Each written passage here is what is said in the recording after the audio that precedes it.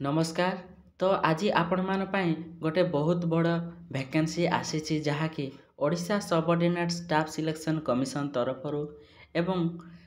OSSC द्वारा ही आउ गोटे नोटिफिकेशन आसीछि जहाँकि आपण वीडियोर शेष रे जानि पारिबे। बहुत बड़ नोटिफिकेशनटा तो वीडियोटा शेष पर्यंत देखंतु जहाँ द्वारा कि डिटेल्स नोटिफिकेशनटा आपण जानि पारिबे एवं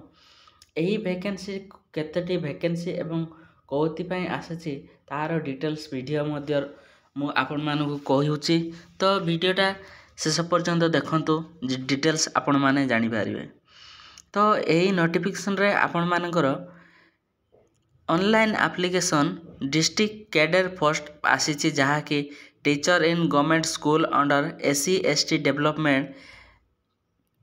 M&BCW माने बैकवर्ड क्लास डिपार्टमेंट तरफ रही जहाँकि एथिरे आपण मानकर total post 2629 district cadre post रही टीचर आपणकर एथिरे TGT arts TGT science TGT CBZ माने बायोलॉजी फिजिक्स केमिस्ट्री मैथ एवं Sanskrit Hindi PET teacher tribal language सेवक सेविका ये सब वैकेंसी आपण मान पई आसीछि। आपणकर SC/ST डेवलपमेंट M&BCW डिपार्टमेंट तरफरु आपण मानकर एथिरे जो डिटेल्स रही ऑनलाइन रजिस्ट्रेशन एवं री रजिस्ट्रेशन स्टार्ट हो जिवो 1/4/2024 टू लास्ट डेट आपण मानकर 25/4/2024 पर्यंत रही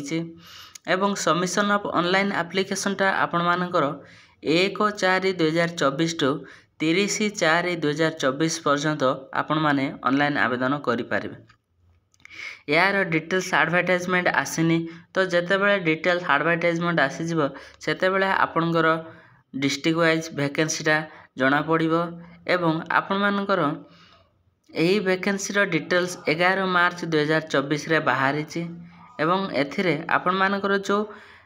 वैकेंसी रो क्वालिफिकेशन रही आपनकर +3 डिग्री करिथिबे एवं +2 रही यार क्वालिफिकेशन आपण मानकर जेते बेले एज आपनकर मिनिमम 21 मागिबो तो जेते सब वैकेंसी आसुची आपण मानकर 21 एज ही मागुची तो एक्सपेक्टेड करंतु आपनकर एजटा कमी जातु काइना सेवक सेविका रे मे भी अधिक आई पारे टीचिंग पोस्ट रे तो 21 रु एबव ही रहिबो एवं आपनकर